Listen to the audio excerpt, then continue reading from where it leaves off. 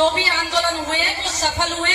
शर्त एक ही है उसमें कि हमें ज्यादा से ज्यादा भीड़ और अपनी क्या विचारधारा, अपना मुद्दा क्या है, अपना एम क्या है, वो हमको एकजुट होकर के ये करना चाहिए कि हमारा तो बस अल्टीमेट ऑब्जेक्ट यही है कि हमें पानी मिलना चाहिए।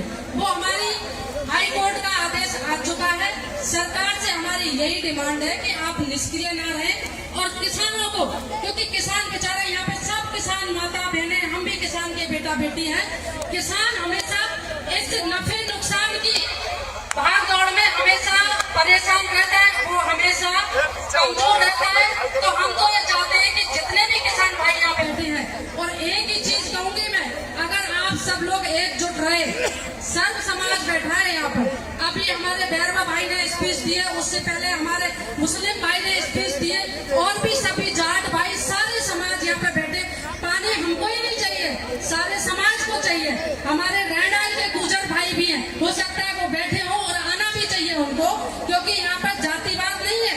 और जातिवाद अगर करते हो तो आप लोग तो इतने हो कि जातिवाद कम पड़ जाएगी। इसलिए समझो, सारी बातें इशारे में समझो।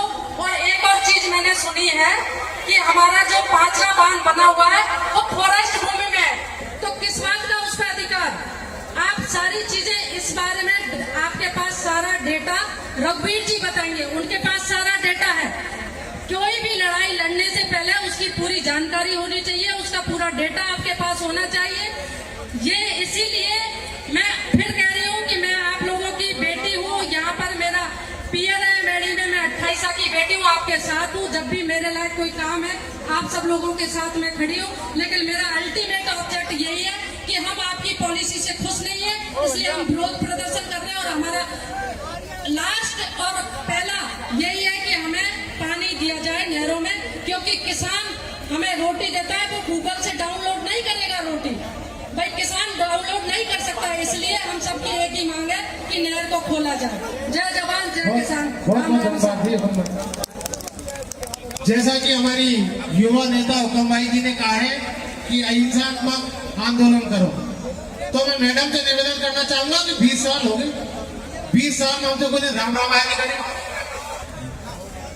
और 20 साल हो गई। और मैडम सुन लो, आज 8 दिन हो गई, कोई प्रशासन की धुन नहीं रही है। और मैं आपसे कह रहा हूँ, एक पटरी उखाड़ दो, भारत सरकार हिल जाएगी। एक पटरी से भारत सरकार हिल जाएगी। इंसान को अगर एक पूरे भागों से काम नहीं करेगा। सुन लो, मेरे को एक बात सुनो, आज मैं इस मंच के माध्यम से कहना चाहता हूँ, जिसने भाषण दिया है और समाज का हो तो समाज के काम आए, और जिस दिन आंदोलन हो पटरी पर चले। या भाषण देने कोई नहीं आए, मेरा निवेदन है, या वही माँ का लाल आए जिसकी माँ ने दूध पिलाया हो कि आंदोलन में आखिरी रहे। मैं अगले वक्ता के रूप में भरतलाल जी